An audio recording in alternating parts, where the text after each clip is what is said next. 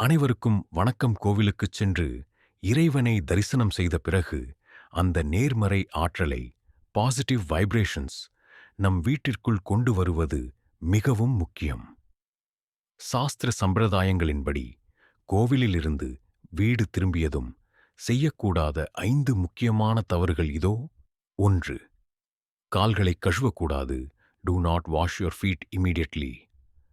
கோவிலிலிருந்து வீட்டிற்கு வந்தவுடன் பலரும் செய்யும் தவறு இதுதான்.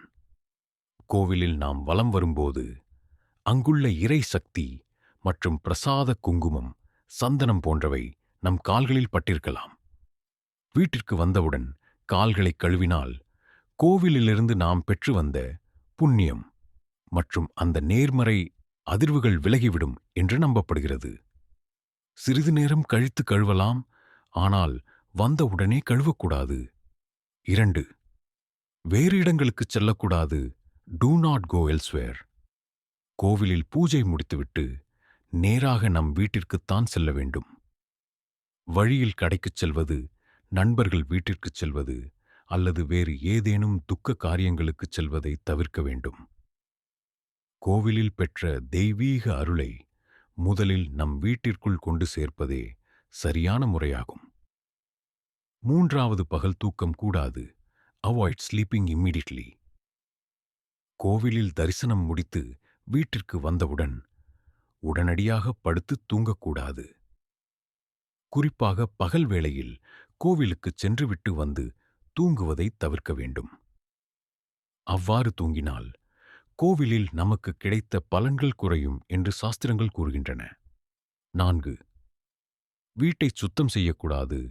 Do not clean, sweep the house. கோவிலிலிருந்து வந்தவுடன் வீட்டை பெருக்குவது, ஒட்டடை அடிப்பது அல்லது தலைக்கு மேல் உள்ள தூசிகளை தட்டுவது போன்ற செயல்களை செய்யக்கூடாது. இது வீட்டில் உள்ள லக்ஷ்மி கடாட்சத்தை குறைக்கும் என்று கருதப்படுகிறது. 5. கோபம் மற்றும் தீய சொற்கள். Avoid anger and harsh words. இறைவனை வணங்கிவிட்டு மன அமைதியுடன் திரும்பும்போது வீட்டில் வந்து சண்டை போடுவதோ, கோபப்படுவதோ அல்லது அபசகுணமான வார்த்தைகளை பேசுவதோ கூடாது. கோவில் சென்று வந்த பிறகு அந்த அமைதியை தக்கவைத்துக் கொள்வது அவசியம். சிறு குறிப்பு: சிவன் கோவிலுக்குச் சென்று வந்தால் மட்டும் சிறிது நேரம் அங்கேயே அமர்ந்துவிட்டு, எதையும் நான் எடுத்துச் செல்லவில்லை என்று மனதிற்குள் நினைத்துவிட்டு கைகளை உதறிவிட்டு வர வேண்டும் என்பது ஐதீகம். ஆனால் பெருமாள் அல்லது மற்ற கோவில்களில் பிரசாதத்தை வீட்டிற்கு எடுத்து வர வேண்டும். நன்றி, வணக்கம்.